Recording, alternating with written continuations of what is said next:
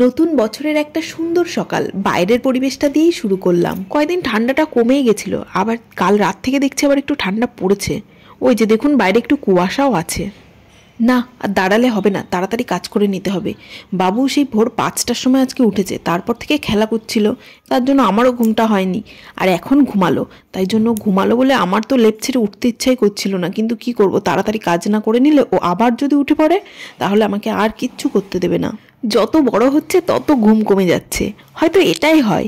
কিন্তু সমস্যা হচ্ছে আমি একা বলে, সারাদিন ওকে নিয়ে একা একা থাকি, তো যেটুকু ঘুমাই সেটুকুর ফাঁকেই আমার সব কাজ করে নিতে হয়। তাড়াতাড়ি করে সকালের খাবার টাবার বানিয়ে নিলাম, তারপর ওর বাবা চলে গেল অফিসে, এবার ও উঠে পড়েছে, এবার ওর সাথে আমার সারা দিনের দিন শুরু।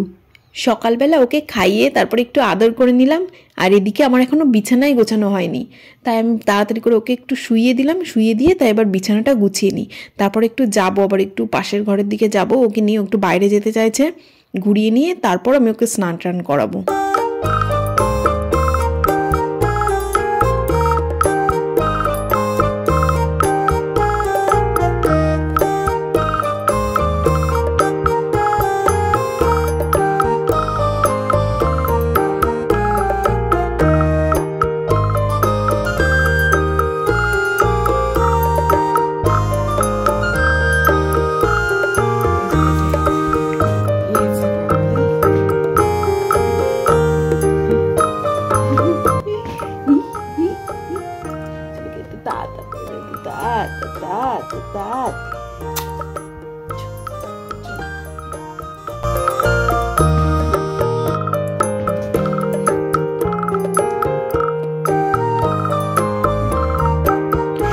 ওকে ঘুম পাড়িয়ে আমিও স্নান করতে গেছি, আর ভাবছি উঠে যায় নাকি তার ঠিক নেই। এদিকে হনুমানের আজকে বড্ড উৎপাত, আমি ফার্স্টে দেখতে পাইনি, আরে আমার সামনের এই গাছটাতে ওরা বসেছিল, তাই পাশের বাড়ির উনি আমাকে বলছে তাড়াতাড়ি দরজা দিয়ে দাও, হনুমান ঢুকে যাবে।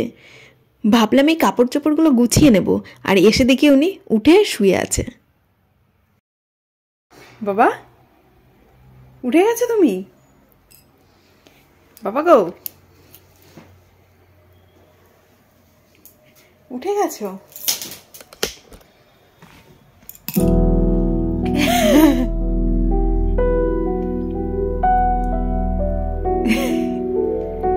যাক, ও উঠে গেছে যখন, তাহলে আমি ওকে খাইয়ে নিই। আজকে ভাবছি ওকে একটু আপেল খাওয়াবো।